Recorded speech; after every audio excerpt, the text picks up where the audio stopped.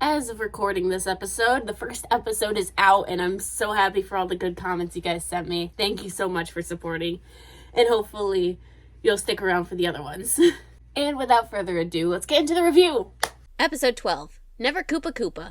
That's so fun to say. The episode starts off with the bros, Princess and Toad, enjoying some nice bowls of pasta. And I have to say, as a kid, I really wanted some of that pasta because Mario made it look so good. Look at that slurpage. Then they see King Daddy holding up a white flag. King Daddy then apologized for all his misdeeds, and while apologizing, Toad also roasts him. Stupid, ugly, two-faced! I know they're enemies, but that was kind of uncalled for, Toad. King Daddy then declares that he's quitting evil, and he and the Koopalings are leaving the Mushroom Kingdom forever!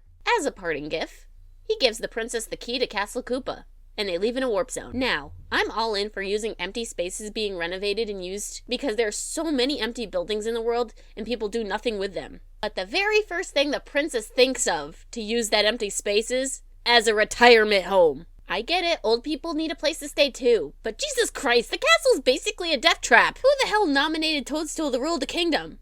Oh wait, literally everyone in the last episode. By the way, she had over 6 million voters. By a vote of 6,436,212 to 1, Princess Toadstool! There is no way that there's 6 million people in the Mushroom Kingdom. And I would say only 100 to 200 mushrooms showed up to the polls the last episode. Princess then decides to immediately go there with the help of Mario, while Luigi and Toad stay behind. Princess and Mario already open the door, and they get greeted by my friend Drybones. What's up, guys? It's your boy Drybones. By the way, the disrespect of Drybones in this series makes me upset. The princess and Mario start getting attacked by obstacles in the castle after the door closed by itself. And it was all revealed that it was just a ruse and a trap. He locks up Princess and Mario, and King Daddy then demands the Mushroom Kingdom, or he'll bomb both of them. Back to Toad and Luigi, they decide to come help. Their only entrance is to go underwater, and through a drain pipe, and they almost get eaten by an evil magic carp. The two of them make it into the castle, but automatically end up getting captured. To buy some time, the princess decides to sign over the kingdom, but only if King Daddy changes his outfit, even though he's wearing nothing. But that's enough to convince him, so he leaves. Leaving the room, then Cheatsy decides to pull a double cross on King Daddy, and ask for the prisoners to be taken to his room. Now I have some quick thoughts. We see that Cheatsy has a room.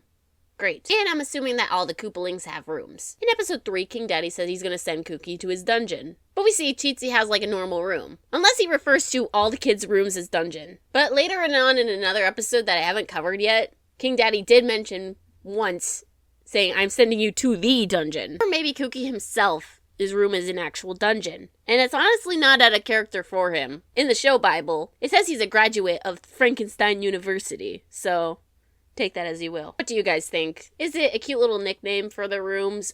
Or some of his kids actually live in the dungeons? Cheatsy then demands the princess sign over the kingdom to him, and she agrees.